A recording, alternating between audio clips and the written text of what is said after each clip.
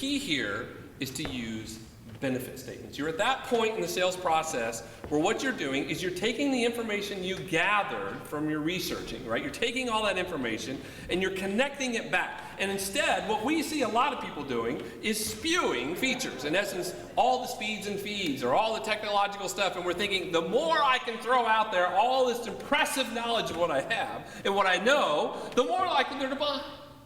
In fact, the person they want to buy from is the guy who really impresses them, right? Is the guy who's incredibly knowledgeable and goes through all that. And in fact, when you talk to customers, they say the opposite.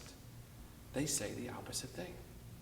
Like, see, they don't care about the features, they care about the benefits. And you're like, well, Matt, I didn't need to pay to come here. I knew that before I showed up at this conference, right? That's the kind of the 101 of selling. But let me go take it a step further, because let's talk about the mistakes we see salespeople making when they're selling.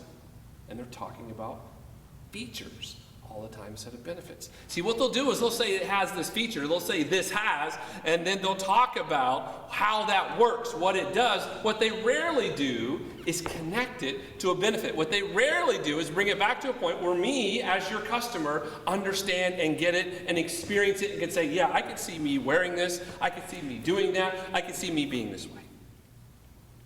You see, what we do is we continue to stay in the logic side. Remember, logic makes us shop, emotions make us buy, right? And so if I'm spewing features, while I may sound incredibly impressive, and I might sound incredibly smart, what I'm really doing is staying in the logical side.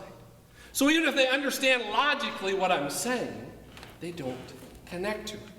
If they don't connect to it, they're not going to buy. Make sense? And my daughter Madeline is 2 years old. Now, Madeline, this is probably because she's from Texas. We're from Texas. She's born and raised there, right?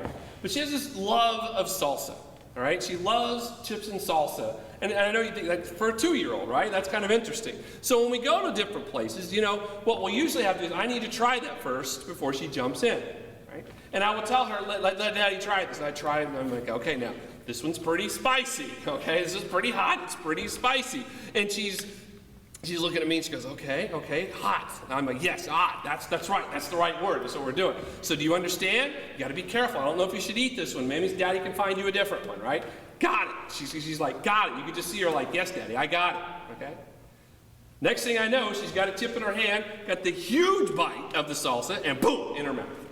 And she's chewing away, and her eyes are getting huge, and her hands go out like this, right? Her hands go out like this, and I know what that means. It means juice, right? Give me my juice. So I give it to her, and she takes the longest drink of juice I think I've ever seen her take in my life. And this is the best part, she sets it down the table, and she sits back in the chair, and she sits there for a second, she looks over at me, and she goes, spicy. And I'm like, exactly, that's spicy, right? So what happened in that situation was she connected to spicy. You see, she heard me talk about spicy. She understood it meant hot, all right? But she really didn't connect to it until she experienced it. Your job in selling is to try to get that customer into a situation where they can see themselves, feel themselves, and understand themselves experiencing the benefits of your product. Experiencing the benefits of your service. Because then they'll make the decision to buy.